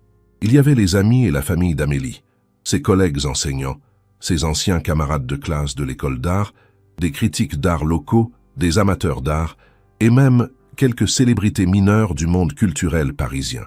Alexandre reconnut quelques visages de son ancienne vie, d'autres PDG et entrepreneurs qui avaient apparemment entendu parler de l'événement, mais il ne fit aucun effort pour les approcher ou réseauter. Ce soir n'était pas pour lui, c'était la nuit d'Amélie. Il se tenait dans un coin, un verre de vin à la main, observant Amélie rayonner alors qu'elle guidait les invités à travers la galerie, expliquant le travail de chaque artiste avec passion et connaissance. Elle portait une robe noire simple mais élégante qui accentuait sa beauté naturelle, ses cheveux détachés tombant en vagues douces sur ses épaules. Alexandre pensa qu'il n'avait jamais vu quelqu'un d'aussi magnifique, et pas à cause de la robe ou du maquillage, mais à cause de la pure joie et de l'accomplissement qui brillait dans ses yeux. « Alexandre Beaumont », dit une voix familière derrière lui. Il se retourna pour voir Marcel Dubois, un ancien collègue PDG, s'approcher avec un sourire curieux. « Je ne m'attendais pas à te voir ici. J'ai entendu dire que tu avais démissionné de ton entreprise. »« Folie ou génie ?»« Ni l'un ni l'autre, » répondit Alexandre calmement. « Juste un homme qui a finalement compris ce qui comptait vraiment. » Marcel suivit le regard d'Alexandre vers Amélie. « Ah, je vois. La belle galeriste, elle est à toi. Elle n'appartient à personne, » corrigea Alexandre avec une touche de fermeté dans sa voix. « Mais oui, nous sommes ensemble. Enfin, de nouveau ensemble. C'est une longue histoire. »« Les meilleurs le sont toujours, » dit Marcel avec un clin d'œil. « Mais sérieusement, Alexandre, tu as l'air différent. Plus heureux, plus vivant. Peut-être que tu as pris la bonne décision après tout. Je sais que j'ai pris la bonne décision, dit Alexandre avec conviction. C'est la première décision vraiment bonne que j'ai prise depuis longtemps. Marcel hocha la tête pensivement. Tu sais, j'envie ta liberté. Moi aussi, je pense parfois à tout quitter, à trouver ce qui me rend vraiment heureux. Mais le piège doré est difficile à quitter. Ce n'est pas aussi difficile que tu le penses, dit Alexandre. La partie difficile est d'admettre que tu as sacrifié les mauvaises choses pour les mauvaises raisons. Une fois que tu le reconnais, le reste devient plus facile. Leur conversation fut interrompue par un petit commotion près de l'entrée. Une critique d'art très respectée de Le Monde venait d'arriver et Amélie la guidait personnellement à travers l'exposition. Alexandre regarda avec fierté, alors qu'Amélie parlait avec confiance et passion, ne se laissant pas intimider par la réputation formidable de la critique. Après une heure de discussion intense et d'examen minutieux de chaque œuvre, la critique s'approcha d'Alexandre. « Vous êtes Alexandre Beaumont, n'est-ce pas ?»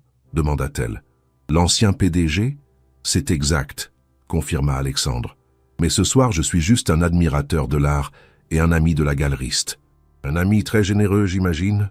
dit la critique avec un regard perspicace. « Cette galerie a dû coûter une fortune à acquérir et à rénover. »« Certaines choses n'ont pas de prix, » répondit Alexandre simplement, « comme le talent et la passion. Amélie Rousseau est une artiste et une curatrice exceptionnelle. Elle mérite tout le soutien qu'elle peut obtenir. »« Je suis d'accord, » dit la critique avec un hochement de tête approbateur. « Cette exposition est remarquable. Fraîche, authentique, et avec un vrai sens de la communauté et du soutien aux artistes émergents. Je vais écrire une critique très positive. Dites à mademoiselle Rousseau qu'elle peut s'attendre à beaucoup plus d'attention après la publication de mon article. » Alexandre sentit son cœur gonfler de fierté. « Je le ferai, merci. » La soirée continua avec un succès retentissant. Plusieurs œuvres furent vendues. Les artistes exposants rayonnaient de joie et de gratitude, et l'atmosphère était électrique d'excitation et de possibilités. Alexandre observa tout cela depuis les marges, heureux de laisser Amélie briller, de la laisser avoir son moment sans qu'il ne l'éclipse avec sa présence ou sa réputation. Vers 10 heures du soir, alors que les derniers invités commençaient à partir, Amélie réussit finalement à s'échapper et à rejoindre Alexandre dans son coin. Elle était radieuse mais épuisée, ses yeux brillants de larmes heureuses non versées. « On a réussi !» murmura-t-elle en se blottissant contre lui. « C'était mieux que tout ce que j'aurais pu imaginer. »« Tu as réussi !» corrigea Alexandre en l'embrassant sur le front. « Tout le mérite te revient. » « La critique de Le Monde m'a dit que tu lui avais parlé, » dit Amélie en levant les yeux vers lui. « Elle a dit que tu avais été très élogieux. »« J'ai simplement dit la vérité, » assura Alexandre. « Que tu es exceptionnel et que ton travail mérite d'être reconnu. »« Danse avec moi, » dit soudainement Amélie. « Il n'y a pas de musique et les derniers invités nous regardent probablement bizarrement, mais je veux danser avec toi. » Alexandre sourit et prit sa main, la faisant tourner dans ses bras. Ils dansèrent lentement entre les œuvres d'art accrochées au mur, sans musique, sauf le bourdonnement lointain de la circulation parisienne et les conversations basses des derniers invités. C'était parfait dans son imperfection, spontané et authentique, exactement comme leur relation l'était devenue. « Je t'aime », murmura Alexandre contre ses cheveux. C'était la première fois qu'il prononçait ces mots depuis leur réconciliation, ayant attendu le bon moment ne voulant pas précipiter ou presser.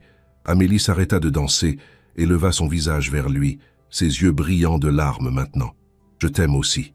Je n'ai jamais arrêté de t'aimer, même quand j'étais en colère contre toi, même quand je pensais que je te détestais. Tu as toujours été là, dans mon cœur, attendant que tu redeviennes la personne dont je sois tombée amoureuse.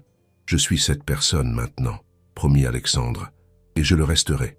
Pas pour toi, même si tu es ma motivation, mais pour moi-même. Parce que je ne peux plus vivre comme je le faisais.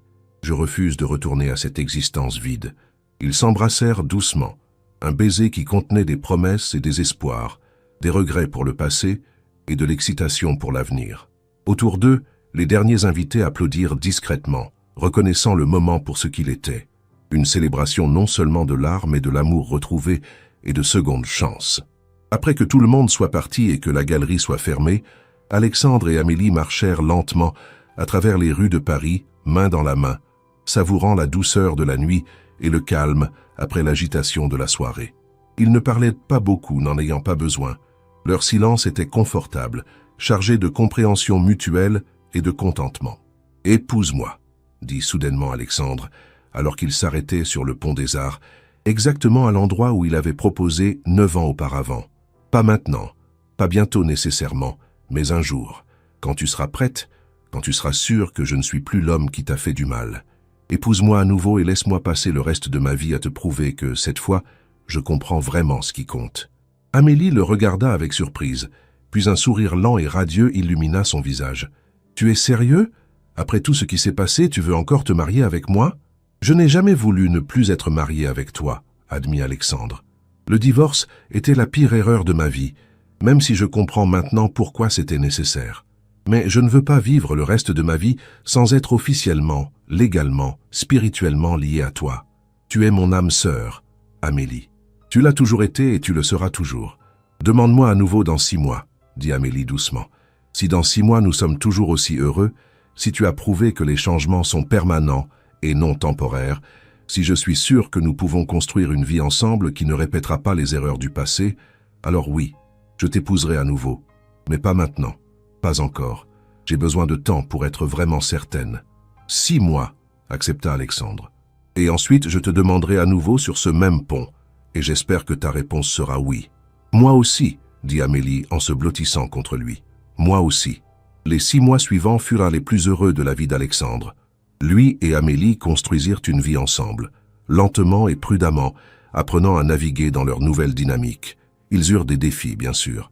Il y eut des moments où les vieilles peurs d'Amélie refaisaient en surface, où elle doutait de ses motivations, ou s'inquiétait qu'il retombe dans ses anciens schémas.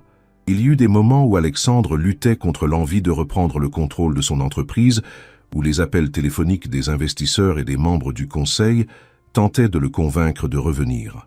Mais à chaque fois, ils communiquaient ouvertement, travaillaient à travers leurs problèmes ensemble et en ressortaient plus forts. Alexandre découvrit une nouvelle passion, aider les jeunes entrepreneurs, non pas en leur donnant de l'argent, mais en leur offrant mentorat et conseils, en leur apprenant de ses erreurs pour qu'ils ne sacrifient pas ce qui compte vraiment dans leur quête de succès. Il commença à donner des conférences dans les écoles de commerce, parlant non de ses triomphes, mais de ses échecs, de comment il avait presque tout perdu en poursuivant les mauvaises choses. Ces conférences devinrent célèbres pour leur honnêteté brutale et leur sagesse durement gagnée. Amélie, pendant ce temps, vit sa galerie prospérer au-delà de ses rêves les plus fous. Après la critique élogieuse dans le monde, d'autres médias suivirent. Des artistes du monde entier commencèrent à la contacter, espérant exposer dans son espace. Elle resta fidèle à sa vision originale, se concentrant sur les artistes émergents et sous-représentés, utilisant la plateforme qu'elle avait construite pour élever les voix qui autrement ne seraient pas entendues. Ils voyagèrent ensemble, redécouvrant le plaisir de l'exploration et de l'aventure. Pas dans des hôtels 5 étoiles ou des jets privés, mais dans des auberges de jeunesse et des trains de nuit, vivant comme des routards, même s'ils avaient les moyens de voyager luxueusement. Ils voulaient l'authenticité, les vraies expériences, les connexions avec des gens ordinaires plutôt que l'isolation de la richesse. Exactement 6 mois après la nuit de l'ouverture de la galerie, Alexandre emmena Amélie au pont des Arts au coucher du soleil. Elle savait ce qui allait se passer. Il le savait qu'elle savait, mais cela ne rendait pas le moment moins spécial. Il s'agenouilla sur le même endroit où il s'était agenouillé 9 ans auparavant, sortit une simple bague en or avec une petite émeraude, la pierre précieuse préférée d'Amélie, pas de diamant ostentatoire cette fois. « Amélie Rousseau » commença-t-il, sa voix tremblante d'émotion. « Il y a 6 mois, je t'ai demandé de m'épouser à nouveau un jour. Ces 6 mois ont été les plus beaux de ma vie. Tu m'as rendu meilleur, plus heureux, plus complet. Tu m'as montré ce que signifie vraiment aimer quelqu'un, non pas en les possédant ou en les négligeant, mais en les soutenant, en les écoutant, en étant vraiment présent pour eux. Je ne suis pas parfait, je vais faire des erreurs, mais je promets que je ne ferai plus jamais l'erreur de te prendre pour acquise ou de mettre quoi que ce soit au-dessus de notre relation. Alors je te demande, devant la tour Eiffel qui nous a regardés tomber amoureux il y a 10 ans, devant la Seine qui a été témoin de tant de nos moments, veux-tu m'épouser, pas pour retrouver ce que nous avions, mais pour construire quelque chose de nouveau et de meilleur? Amélie avait les larmes qui coulèrent sur ses joues, mais elle souriait, son visage rayonnant de bonheur. « Oui, dit-elle simplement. « Oui, 1000 fois oui. » Alexandre glissa la bague à son doigt et se leva, la prenant dans ses bras et la faisant tourner pendant qu'elle riait de joie. Autour d'eux, des touristes et des Parisiens applaudirent, témoins de ce moment de bonheur pur et authentique, Quand il la reposa finalement, ils s'embrassèrent profondément, scellant leur engagement l'un envers l'autre, non pas avec l'innocence naïve de la première fois, mais avec la sagesse et la compréhension gagnées à travers la douleur et la croissance. Ils se marièrent 3 mois plus tard dans la même petite église de Provence où ils s'étaient mariés la première fois. Mais cette fois, c'était différent.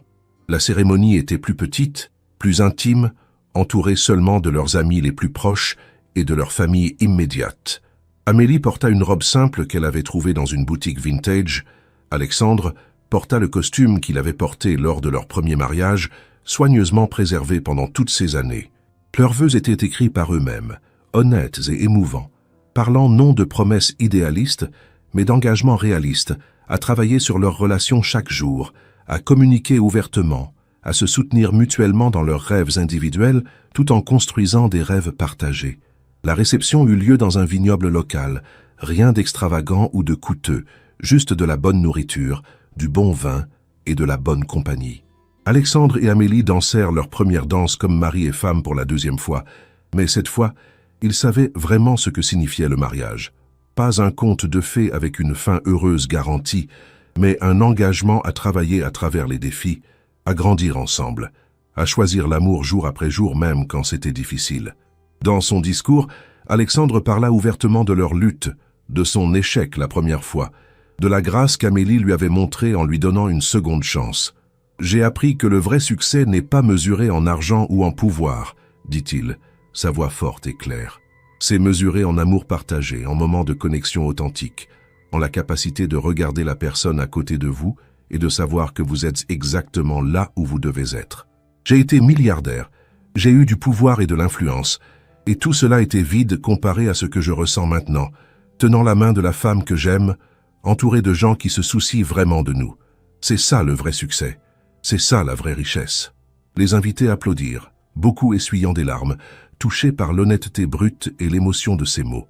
Amélie l'embrassa tendrement, puis prit le microphone pour son propre discours. « Alexandre et moi avons eu un chemin difficile, » commença-t-elle. « Nous nous sommes perdus et retrouvés. Nous nous sommes blessés et guéris. Et à travers tout cela, j'ai appris que l'amour véritable n'est pas l'absence de problèmes ou de douleurs. C'est le choix de rester et de travailler à travers ces problèmes, de grandir de cette douleur. Alexandre n'est pas l'homme que j'ai épousé il y a 10 ans. Il est meilleur, plus sage, plus présent, et je ne suis pas la même femme que j'étais. Nous sommes tous les deux différents, changés par nos expériences, et d'une certaine façon c'est parfait.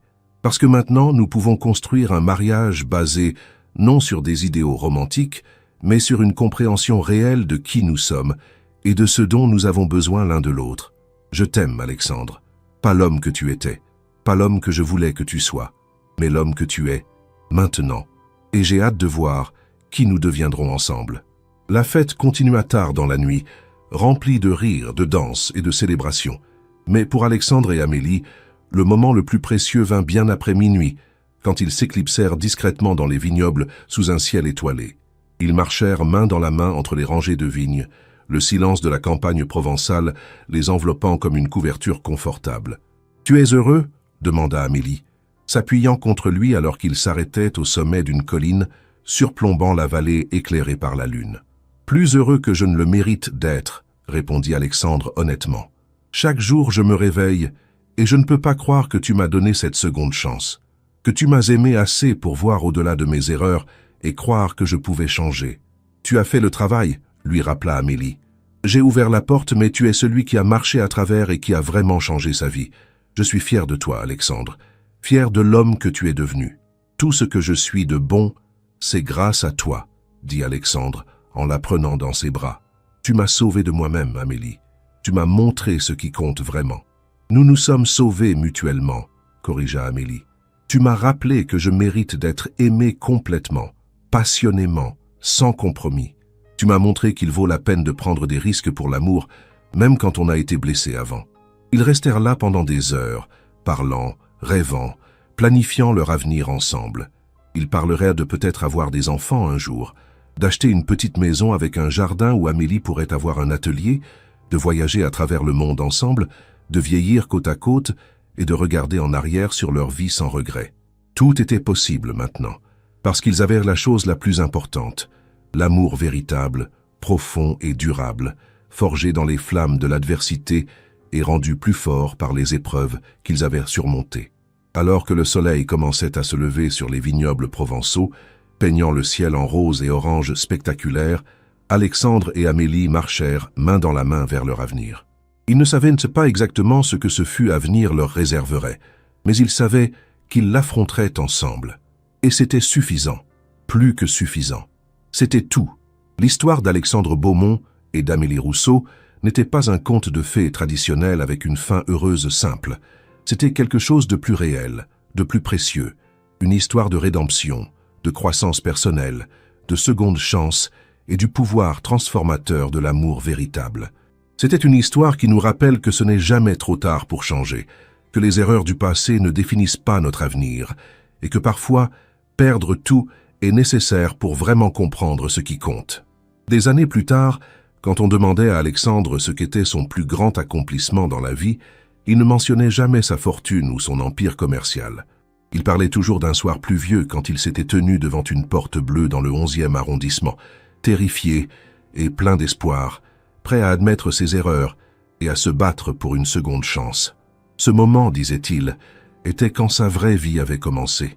Tout ce qui venait avant n'était que la préparation, les leçons douloureuses nécessaires pour devenir l'homme qui méritait le genre d'amour qu'Amélie offrait. Et Amélie, quand on lui demandait si elle regrettait les années difficiles, les luttes financières, la douleur de leur séparation, souriait toujours et secouait la tête. Tout cela faisait partie du voyage, disait-elle. Sans ces expériences, nous ne serions pas qui nous sommes aujourd'hui. Parfois, on doit se briser complètement pour se reconstruire plus fort. Et maintenant, nous sommes incassables. Ensemble, nous sommes incassables. Leur histoire devint une sorte de légende dans leur cercle d'amis et au-delà. Le milliardaire qui avait tout abandonné pour l'amour, l'artiste qui avait eu le courage de donner une seconde chance, et le mariage qui avait survécu à tout pour devenir quelque chose de vraiment extraordinaire. C'était une histoire qui donnait de l'espoir aux gens, qui leur rappelait que la rédemption était possible, que l'amour pouvait triompher même des plus grandes difficultés.